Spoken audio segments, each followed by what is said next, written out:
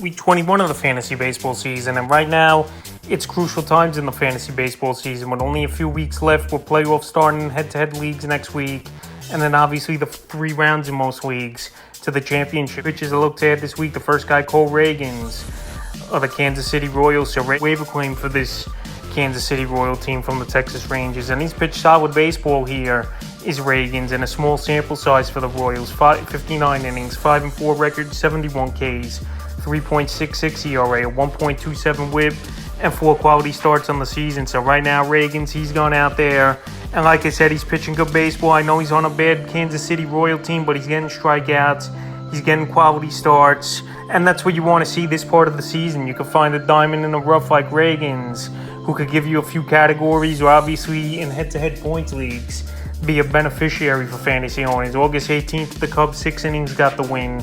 8 hits, 3 runs, 2 walks, 9 Ks, a quality start.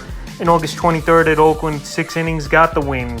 2 hits, no runs, 11 Ks, a quality start. So his next outing, another nice one coming up here tomorrow versus the Pittsburgh Pirates, that we know is one of the worst teams in the league as well. Even though I know they got some hitting on that roster, I think Ragans, he could go out there and pitch another solid outing. I'm not going to say he's going to get a win, obviously, because this Royal team's a bad team as well, but to go 5-6 innings, get anywhere from 7 to 11 strikeouts is definitely a possibility.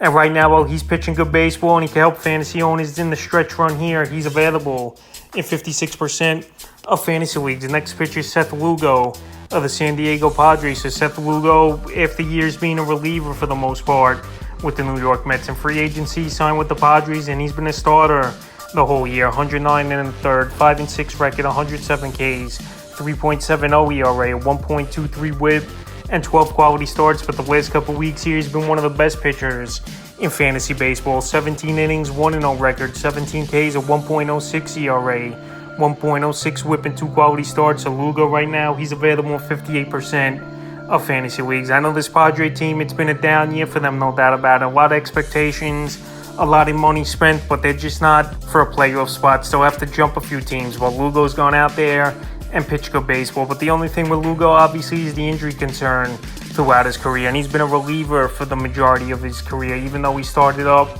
as a starter. August 18th versus Arizona, 6 innings, no decision, 5 hits, no runs, 3 walks, 9 Ks, a quality start. August 23rd versus Miami, 6 innings, got the win, 3 hits, no runs, a walk, 4 Ks, a quality start. So his next outing as well is tomorrow, like Ragans, at the St. Louis Cardinals. And we know this Cardinal team, it's just been a down year, even though I still think they got good boppers in that lineup. Obviously led by Arenado, Goldschmidt, Jordan Walker.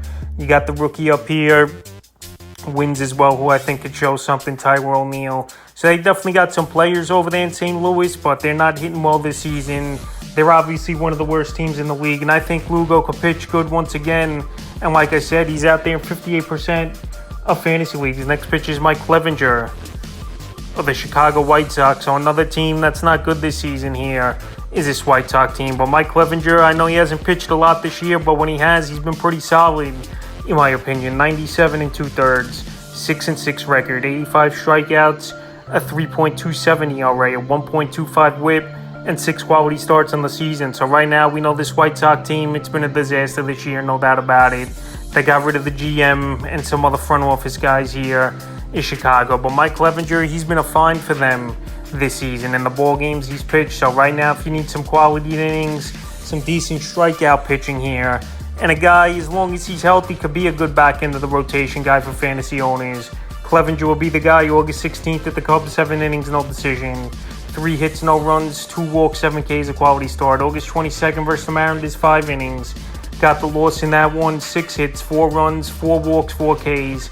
And then August 27th, yesterday's ball game. What a bounce back. I know versus a poor Oakland A team, the worst team in the league. 7 innings, got the win. A hit, a run, 2 walks, 10 Ks, a quality start. But the last 3 out of 4 outings have been quality starts here for Mike Clevinger. And that's good to see right now. And I know he's on a bad White Sox team. But like I said, this part of the year, it don't matter what team some of these players are on. If they can help your fantasy team, you just got to go out there and get him. And right now, he's available 52% of fantasy leagues. The next pitcher I looked at off the wire this week here, staying in the city of Chicago, but going obviously to the Chicago Cubs, Javier Assad of the Chicago Cubs. So the Cubs here, they're getting some guys up now.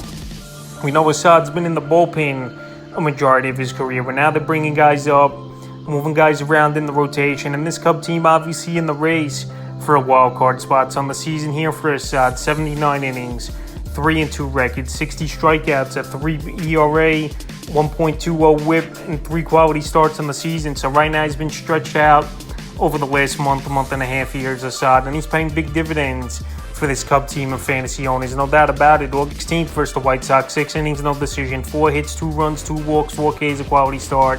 August 21st at the Tigers, 5 1/3, no decision, 5 hits, 2 runs, 2 walks, 4 Ks. And yesterday's ball game at the Pirates, August 27th, 7 innings, got the win. 3 hits, a run, 2 walks, 7 Ks, a quality start. So Assad, he's going out there. He's pitching good baseball. We know they're in a wild card race as the Chicago Cub team. And their offense has been surprisingly sneaky this season as well over the last few weeks. Cody Bellinger, he's been on a tear this year. Comeback player of the year, no doubt about it, in the running. Christopher Morel, he's been solid this season for the most part. So the Cubs, they've called up some players over the season, and Assad's been one of them now, who went from the bullpen to the starter this season after they stretched him out a little bit. And he's been pitching good baseball. So right now, while he's pitching good, and this Cub team is a winning team for the most part, Assad's available right now in tons of fantasy leagues at 65%. He can help fantasy owners in a big way in the next few weeks. Next pitch is Bryan Woo of the Seattle Mariners. So Woo, I know he was on the injured list for a little bit, but he came back pretty quickly over the last couple weeks. And right now, he's available in tons of fantasy leagues as well. Here is Bryan Woo. 77% of leagues on the season for Woo, 59 innings, 1-3 record, 63 Ks, a 4.58 ERA, a 1.22 whip, and 3 quality starts. So right now, this Mariner team, over the last few seasons, they've been pretty decent at developing starting pitching. George Kirby, he's been pretty solid for the most part for this team. Now Emerson Hancock, he was on track a little bit, coming up as the number 1 prospect in their system, but now he's been out with injury. And also Logan Gilbert as well has been a pretty decent starter. So right now, Bryan Woo, I know a small sample size we've seen from him, but he's definitely got good K stuff. No doubt about it, is Bryan Woo. I know he's not going that deep into games, but he's a back end of the rotation type of pitcher for fantasy owners. I think he could be solid. And here today, he's got a slam dunk matchup versus the Oakland A's, the worst team in the league. July 29th at the Diamondbacks, 5 innings, 7 hits, no decision, 3 runs, 2 walks in that one. August 3rd at the Angels, 6 innings, no decision, 4 hits, 2 runs, 2 walks, 6 Ks, a quality start. And August 22nd at the White Sox, short outing, 4 innings, no decision, 3 hits, a run, a walk, 3 Ks. So right now, I know Woo's not going to go deep into games, but ERA is going to be solid for fantasy owners, I believe. He's got good strikeout stuff, his strikeout an inning plus a little bit here for Bryan Woo. And even as a streamer here today versus the Oakland Athletics, it's a great matchup, obviously. So right now, while he's out there in 77% of fantasy leagues, he's definitely a pitcher I look to hit off the wire this week. Next pitch is Kyle Harrison of the San Francisco Giants. Harrison, their top prospect in the minor leagues here. And his next outings here today as well versus the Cincinnati Reds, who we know is a pretty solid team. So right now, Harrison, their top prospect in the minor leagues. He's available in tons of fantasy leagues still in 82%. And we know his first outing wasn't great. 3 1/3, 5 Ks in that one for Harrison in his first outing in a tough Philadelphia Philly team. But I think he can help fantasy owners down the stretch run. And obviously the Giants are there in the wild card right now, a team making the playoffs. They're not just going to call this kid up and not see if he could contribute to the team or just have him throw 2 or 3 innings and go to a bulk reliever. So right now, Harrison has upside. Obviously, the Giants, they might be a little bit careful with him because in the minor leagues, he didn't pitch a lot of innings, obviously, but he's a top prospect for a reason. We saw some decent stuff from him in his first career outing at Philly, a tough matchup, but definitely a guy who's going to have a good K rate, I believe. And he has a solid San Francisco Giant team backing him as well. So right now, while he's available, still, like I mentioned here, is Harrison in 82% of fantasy leagues. A good matchup here today. I give him an ad this week. Next pitcher is Griffin Canning of the Los Angeles Angels. So Cannon's back in the rotation now, where obviously Ohtani's got that UCL tear. And Cannon, he came back in the rotation in yesterday's ball game and he dazzled, even though I know it was versus a pretty weak New York Met lineup. So on the season, 98 2/3, 7-4 record, 110 strikeouts, a 4.41 ERA, a 1.22 whip, and 6 quality starts. So Cannon, we know he's got high strikeout stuff. We know he's a former top prospect in this Los Angeles Angel farm system. And right now, he's out there in 78% of fantasy leagues. So I know, obviously, this Angel team's been free-falling ever since the trade deadline, which makes no sense. They got all these players, Giolito, Cron, Richick, you got at the deadline. So they beefed up this roster. And even earlier season moves, and Escobar, Mike Moustakas, and it just wasn't enough for this Angel team, it seems like. But like I said, if you need strikeouts and major upside, I think Griffin Canning could bring that to fantasy owners, like I mentioned. And he was out of the rotation for a little bit, but obviously he came back and he pitched good baseball in his return here. So the last couple outings for him, August 14th at Texas in relief, 3 2/3 in that one, got racked up 6 hits, 4 runs, a walk, 5 Ks. August 19th versus the Rays, relief again, 3 1/3 in that one, got the win though, 2 hits, a run, a walk, 5 Ks. And then versus the Mets, like I said, a good ball game, 7 innings, no decision yesterday at 27th of August, 5 hits, a run, a walk, 9 Ks, a quality start. So right now, if he's back in the rotation, which I think he is, obviously, they were going with a 6-man anyway, even with Ohtani in or out of the rotation. And now with Ohtani out for the year, in terms of starting pitching, I think he can help fantasy owners in a big way here, is Griffin Canning. If you're looking for strikeouts and just a guy who's going to go out there, restart, and be pretty decent, I believe. Even though I know this Angel team's struggling, he can help in many different things. So right now, while he's available in 78% of leagues, I'll give him an ad.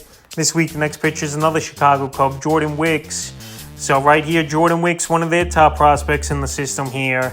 And he came up for his first career outing, and he had a good ball game, even though I know it was the Pittsburgh Pirates. So right here, Jordan Wicks, he was solid this season in AA and AAA. So right now, he's another lefty. Find enough lefties, obviously, in this league. So right here, this Cub farm system is starting to produce some prospects. This team's in win-now mode, even though a lot of people counted them out coming into the year. But the Cubs definitely played well this season.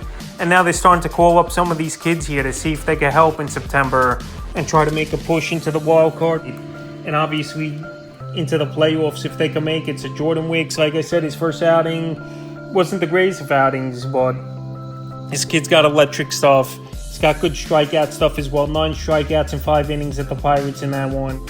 His next outing most likely will be versus the Cincinnati Reds in Cincinnati, which obviously is a tougher matchup than the Pittsburgh Pirates. But right here, southpaws are hard to come by, obviously.